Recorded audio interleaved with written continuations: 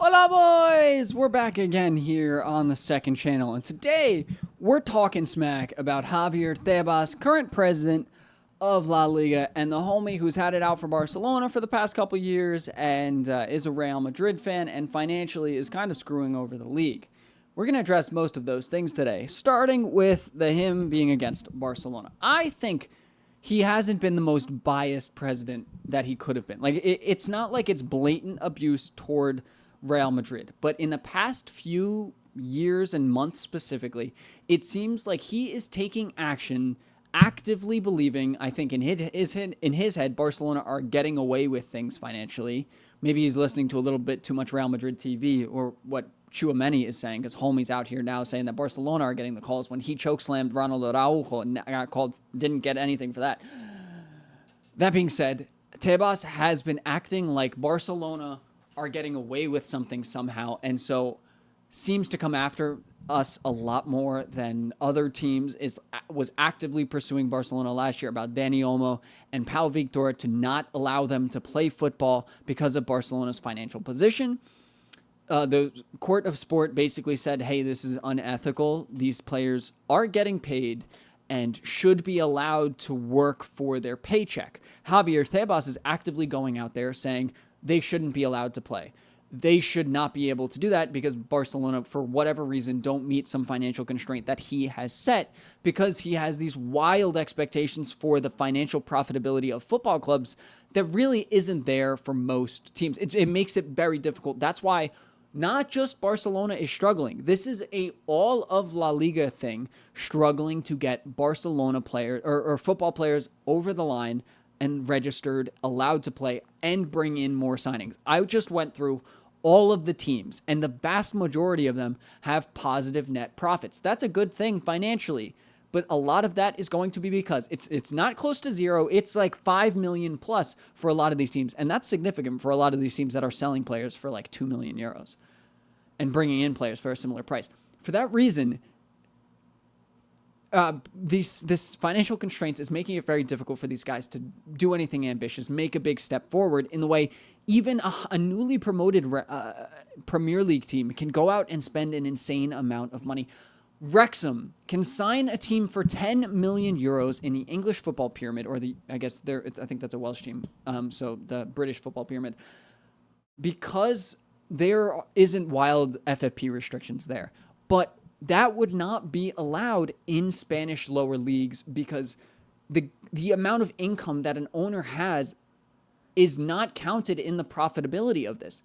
If Barcelona were owned by the Saudis like PSG and had all this oil money, they still wouldn't be able to use it because it needs to be profitability. So the revenue they bring in has to offset the losses and some. And with that end sum, they can sign players, register new players. Barcelona have been operating at either a loss or kind of right break even because they renovated the Camp Nou. They had a lot of expensive transfers that they were paying for years. And they had some really, really overweighted salaries for years because of Bartomeu and his board really handing out kind of poor contracts to a lot of players and then extending that further and further because of COVID and stuff like that. That made it even difficult for this Barcelona. Now, with the Camp Nou being closed too, it hurt the profit last year. Even though the team was playing so well, they didn't sell that many seats because the Stade Olympique only housed 50,000 people and then barely got to that mark because a lot of the seats are not great viewing experiences because the stadium is not built for football. It's a track. It's made for like an Olympic kind of event, things like that. Therefore, Barcelona's in a tough situation, but they're not the only team, right? Here, we can go to Twitter here, and you can see, according to Barca Times earlier today, there are still 158 players pending across the 42 clubs in La Liga and La Liga 2, with the season kicking off in just 2 days. And the problem here is not that it's like he's actively going out for Barcelona. That's not why this is the case. He has this purview of a way that these clubs should be profitable, like I said earlier, but that's just not the realistic way that sports work. I'll show you here in America, in the US, sports aren't wildly profitable either. This is not a wildly profitable adventure. A lot of these teams are not great. This is a great story, just a blog about how owning a professional team is not a financially profitable most of the time business. Look at this. The New York Yankees are a $300 million disaster. You don't need to be an American to know that's a lot of money and a problem. They have big wage bills even when they bring money in, but that's okay because it's just the whole thing. The owners can compensate for that. That's why. It's a passion over project. Mark Cuban, big billionaire money guy. Homie was spending so much money on the Mavericks. And let me tell you, this team in Dallas was not bringing in crazy money. But for Tebas, that would never be okay. Teams can never move up significantly unless they're significantly profitable. But the problem is, I think that actively hurts like the equity of the league because teams aren't able to make those big jumps. They aren't able to bring in millions of dollars from Steve Nash from like Mallorca and make a big signing. They need to really structure it deeply financially for years, show that revenue coming in, and then make that signing. It's really, really difficult. It really is making it wildly hard for a lot of teams to compete. And it's not stopping Real Madrid and Atletico Madrid. They both spent, I think, over 120, 150 million net this season.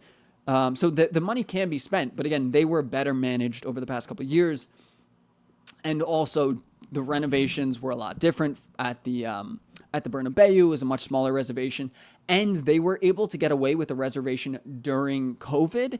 In a way, Barcelona not doing this renovation in COVID again when they already couldn't have fans at the stadium, when it already didn't really matter financially what was going on because there was a lot of like, we understand what you guys are dealing with. Here's a pass for this year financially, right? The La Liga FFP stuff wasn't as deep because they were being understanding. It was COVID. But Barcelona were digging themselves deeper and deeper and setting this Camp Nou renovation further and further. That had a lot of like bureaucratic problems. I was reading into that a while ago, and it was a lot of just town boards and things like that pushing it back, or rejecting plans and pushing it back, or the club not coming up with money or whatever. Things like that pushed it back. But if they were able to get it done during COVID, it wouldn't have been this much of a burden financially for the club because they could have, say the Camp Nou was done last season, they could have brought in people at a normal rate. And because the team was playing so well, they would have filled the largest stadium in Europe, I believe. And that's a lot of money, boys. That's a lot of money. And it's not like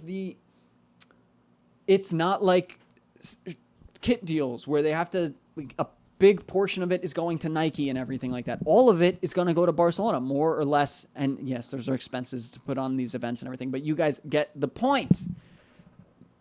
Tebas has this idea that these clubs have to be incredibly healthy businesses, and he's treating these football clubs, these sporting teams like businesses when that should not be the case. Look at Getafe. We've given away Omar Alderete, one of our best center backs in La Liga, to a newly promoted Premier League club for peanuts, just so that I could have 16 to 17 registered players by Sunday. When you call La Liga, all they tell you is sell, sell. They don't even let him use personal guarantees. Our league is the laughing stock of Europe. This is not Barcelona. This is not Barcelona-esque media. This is Getafe, a team in Madrid that a lot of teams hate, coming out and saying the exact same thing Barcelona has been saying for months. It's unnecessary. Let these teams... to think that you can do this is, I think, reasonable because I get the point he's doing. He's not doing this actively to hurt specifically Barcelona and help Real Madrid, I don't think. But he is, in the end, hurting the way these guys can compete against PSG, who can sign anyone they want and everyone they want, every winger in the world, apparently. Manchester City, who didn't even spend their money that way, but are not under the same regulations. And that's poor because Barcelona are competing just as much with a bunch of teams that have different financial regulations on them than they are against La Liga teams. I mean, as they are against La Liga teams. The difference is UEFA does have their own financial nonsense, but Barcelona are not going to sign a player just so they can play him in Europe and not in La Liga. It's ridiculous what this man is doing. He's actively hurting La Liga, and he's not just hurting Barcelona. I mean, he's helping Real Madrid because Real Madrid don't have to deal with this because of the position they are in financially. And so maybe him actively continuing this is trying to force Barcelona down. I'm speculating here. I don't like doing that because I don't want to feed this super twisted Real Madrid are evil dialogue, because I've heard more talk about how everything is rigged and everyone's out to get us in Spanish football than I have ever heard in my entire life as an American sports fan, as a Premier League fan. It doesn't exist in the same way it exists in Spain. It's really, really, I think it's gross. I think it might be true. I think some of it is definitely true, especially with the Franco stuff. But I don't like adding to that. I really don't like adding to that. I think it's Tebas. I think he's actively trying to do something good. But even Getafe is coming out saying it's bad. It's hurting Levante, who can't sign anybody or can't register anybody. It's really, really bad for the league. Hopefully they change it. Hopefully something can happen. I doubt it. We'll see what happens. Someone actually did just put they're taking Tebas to court or something for one reason or another, hoping to boot him out. We'll see. I don't want to get too optimistic, but that's my rant for today. I hate Javier Tebas and what he's doing to La Liga and my team. But we'll see whatever. We'll see what happens. Whatever. Bye.